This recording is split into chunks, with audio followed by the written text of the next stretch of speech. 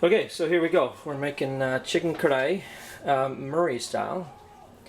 For those of you that have visited the foothills of the Himalayas, you'll know a restaurant called Almeida, and this is taken directly from them. So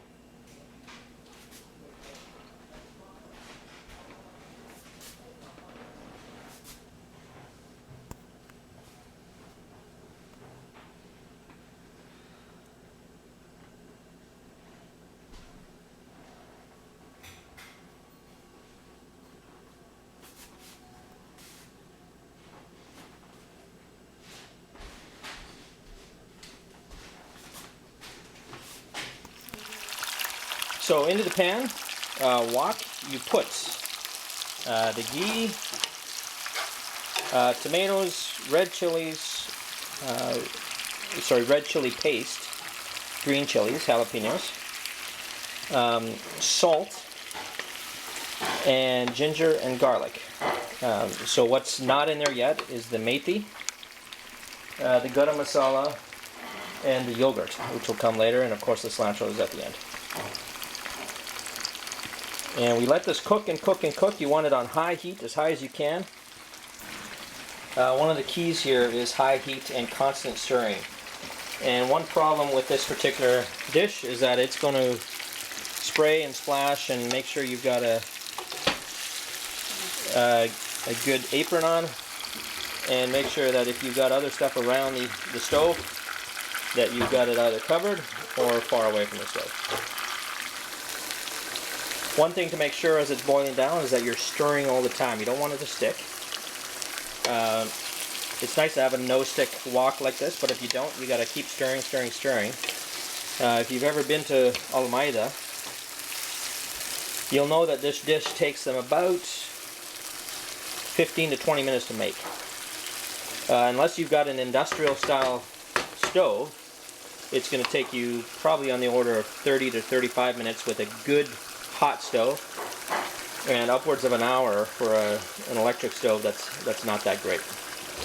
So you can see now that the tomatoes are almost entirely broken down. It's basically in the liquid of the tomatoes, and we're just boiling and boiling away. Okay, so it's boiled down a little bit, actually quite a bit. It's starting to thicken up a little bit. We don't want to boil the water away too much because we want some sauce there to be able to mix the yogurt in. And the next thing we're going to add is the yogurt. I've let the yogurt sit out a little while. It tends to curdle. I probably could turn the stove down a little bit and bring the heat down just a little bit to try and avoid the curdling. It doesn't really matter taste-wise. Appearance-wise, it looks a little not great. But once you've boiled it all down, with the end product, you're not going to notice anything. So yogurt in, stir that up nicely, and then immediately we throw in the fenugreek leaves, the dried fenugreek, kasuri methi. You can buy this at any Indian store, and some big box stores, depending on the amount of ethnic community, local Indian population.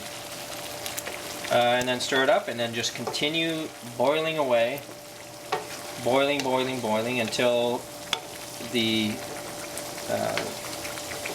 oil starts to separate, the ghee starts to separate.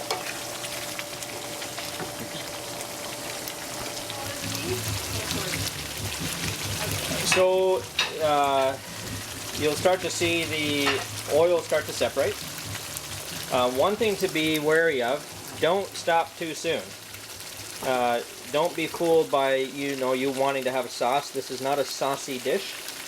This needs to boil right down, and basically you're going to get ghee completely separating, and it's going to be fantastic. Alright, so now it's looking fantastic. You'll see that the ghee has come completely to the surface. I've actually turned it down a little bit so that it's not boiling like crazy. And this is basically it. So once you're ready to serve,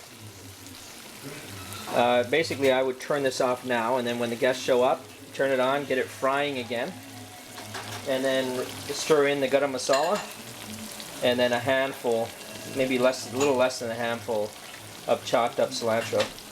and stir that in, and then straight to the table. You can eat it straight out of the pan if you want, although the pan will be hot, or serve it up in dishes. Got to be eaten with hands, with roti, chapati, naan, one of those things. And I guarantee you that if this is cooked right, this will remind you of the times in Murree eating karahi. So the bread that we're going to be eating this karahi with, oh, my mouth is just watering thinking about this.